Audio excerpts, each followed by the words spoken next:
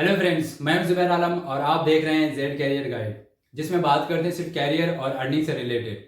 Friends, आज हम बात करेंगे 10th के बाद हमारे पास क्या ऑप्शंस होते हैं, हमारे पास किस तरह के कोर्सेज होते हैं जिसे हम करें और हमारा फ्यूचर ब्राइट हो। फ्रेंड्स, मैं यहाँ पे क्लियर कर देना चाहता हूँ कि अगर आप इस पीरियड से गुजर रहे हैं तो ये पीरियड ऐसा है जो बड़ा ही क्रिटिकल होता है। आपको अच्छे से ठंडे दिमाग से सोचने की ज़रूरत है कि आप किस फील्ड में जाएं, क्योंकि जब आप एक बार एडमिशन ले लेते हैं तो आपके पास उतना टाइम नहीं होता कि आप कोर्स का चेंज करें या फिर किसी दूसरे फील्ड में जाएं। तो प्लीज़ किसी भी पेयर प्रेशर की वजह से या फिर किसी चमक दमक की वजह से आप कोर्स का सिलेक्शन ना करें, बल्कि आप देखें कि आपका इंटरेस्ट किस में है, आपका पोटेंशियल किस में है, उस फील्ड का सिलेक्शन करें। अगर आप सिलेक्शन कर लेते हैं उसके बाद आपके कुछ ऑप्शंस आते हैं सामने में, जिसमें से अगर आप उन जैसे स्टूडेंट्स के लिए जो डिग्री करना चाहते हैं किसी रेप्यूटेड ऑर्गेनाइजेशन से, कॉलेज से, किसी स्पेसिफिक कोर्स में, तो मैं ये कहना चाहूँगा पहले आप 12 करें। 12 में आपके पास 3 ऑप्शंस होते हैं, साइंस के, कॉमर्स के, आर्ट के। साइंस में अगर आप आर्किटेक्चर या फिर इंजीनियरिंग में जाना चाहते हैं तो आप मैथमेटिक्स विद फिजिक्स केमिस्ट्री करें। अगर आप मेडिकल और पैरामेडिकल में जाना चाहते हैं तो बायोलॉजी के साथ साथ फिजिक्स केमिस्ट्री करें।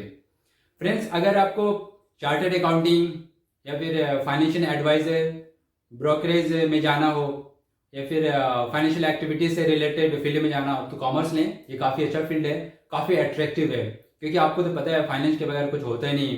तो ये काफ़ी डिमांडिंग कोर्स है इन सब स्ट्रीम में, तो आप कॉमर्स ले सकते हैं। रही बात आर्ट वाले की, तो फ्रेंड्स ऐसा माना गया है कि जिसका एडमिशन कॉमर्स में या फिर साइंस में नहीं होता है तो वो इस टाइम आर्ट्स लेते हैं। ऐसा बिल्कुल नहीं है।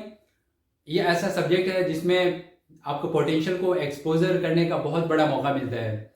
ये मास कम्युनिकेशन में जाएं या सिविल सर्विसेज में या फिर फिल्म और थिएटर में, काफ़ी बड़ा ऑप्शन है इसमें, आप इन सब कोर्सेज में कर सकते हैं। इसका सबसे बड़ा फ़ायदा ये भी है कि online courses, open colleges, open university बहुत ज़्यादा है जहाँ से आप कर सकते हैं। इसके साथ साथ आप कहीं जॉब भी कर सकते हैं, क्योंकि आर्ट्स की पढ़ाई के लिए उतने ज़्यादा वक्त की ज़रूरत नहीं पड़ती, तो आपको अच्छा खासा टाइम मिल जाता है कि दूसरे वोकेशनल कोर्सेज में भी निकालने के। तो ये इसका एक एडिशनल बेनिफिट है। फ्रेंड, ये तो हो गई नॉर्मल एकेडमिक की।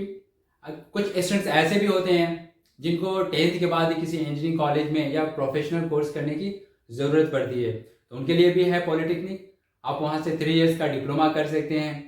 ये ख्याल रखें कि जब भी आप किसी पॉलिटेक्निक में एडमिशन करवाते हैं तो उसका एफिलिएशन ज़रूर चेक करें, ताकि फर्दर आपको किसी डिग्री कॉलेज में अगर एडमिशन मिलने की गुंजाइश हो, अगर आप पढ़ना चाहते हैं फर्दर, तो आपको सेकेंड ईयर में लेटरल एंट्री के तहत एडमिशन मिल जाता है। लेकिन दोस्तों, ये जिस पॉलिटेक्निक से आपने डिग्री किया हो वो वेल रिकग्नाइज होना चाहिए। तो प्लीज़ पहले चेक करें कि ये पॉलिटेक्निक कहाँ से एफिलिएटेड है, फिर आप वहाँ पे एडमिशन लें।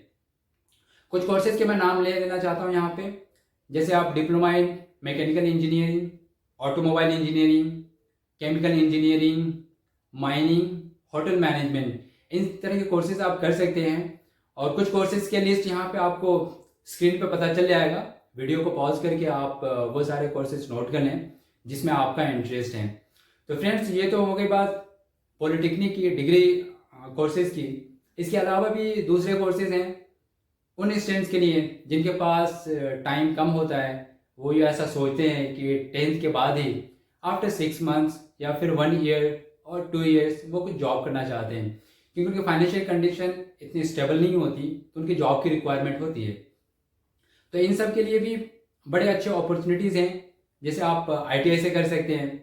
ये ITI इंडस्ट्रियल ट्रेनिंग होता है दोस्तों, बट कहीं भी जब आप एडमिशन लें तो सबसे पहले आप फाइंड आउट करें कि ये DGET यानी डायरेक्टर जनरल ऑफ एम्प्लॉयमेंट और ट्रेनिंग से एफिलिएटेड है या नहीं है। ये गवर्नमेंट के भी हो सकते हैं इंस्टीट्यूट, प्राइवेट भी हो सकते हैं, तो आपके लिए जो सूटेबल है वहाँ से करें, बट एफिलिएशन और रिकॉग्नाइजेशन का ख्याल रखें, ताकि फ्यूचर में आपको कहीं गवर्नमेंट जॉब मिलने में या इवन प्राइवेट जॉब मिलने में ही कोई दिक्कत ना आए। ITI के कुछ कोर्सेज हैं फ्रेंड्स, मैं नाम लेना यहाँ पे चाहूँगा, जैसे इलेक्ट्रीशियन है, मोटर बाइंडिंग है, welding, pattern drafting and cutting, James and jewellery, fashion designing, equipment maintenance. इसके अलावा भी बहुत सारे कोर्सेज हैं जो आप ये स्क्रीन बोर्ड से नोट डाउन कर सकते हैं जिसमें आपका इंटरेस्ट हो।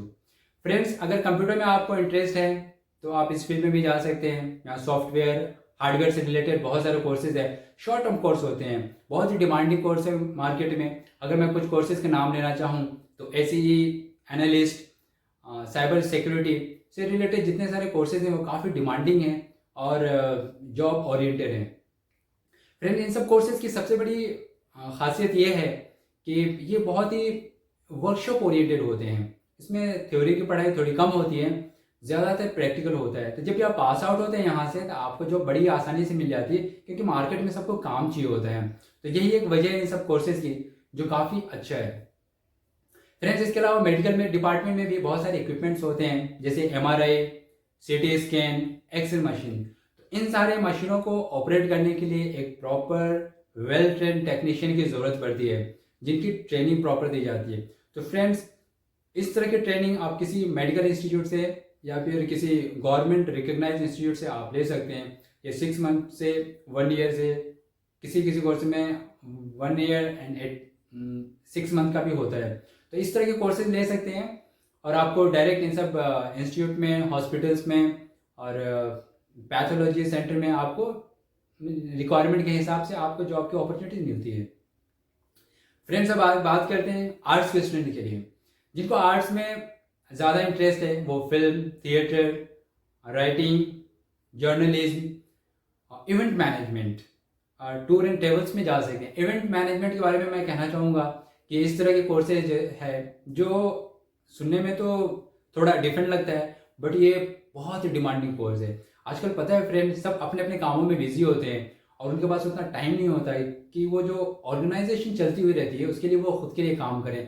तो ऐसे में वो किसी well trained, well knowledgeable person को हायर करते हैं जो इन सारे एक्टिविटीज़ को कवर करे और मैनेज करें। तो वो इवेंट मैनेजमेंट के तहत आते हैं और इस तरह से रिलेटेड मैनेजर को अपॉइंट करते हैं। अगर आप वेल ट्रेंड हैं तो आप अपने मार्केटिंग के हिसाब से बहुत अच्छी सैलरी इसमें ले सकती है। कॉन्ट्रैक्ट बेसिस होता है, टाइम भी बड़ा कम लगता है इसमें।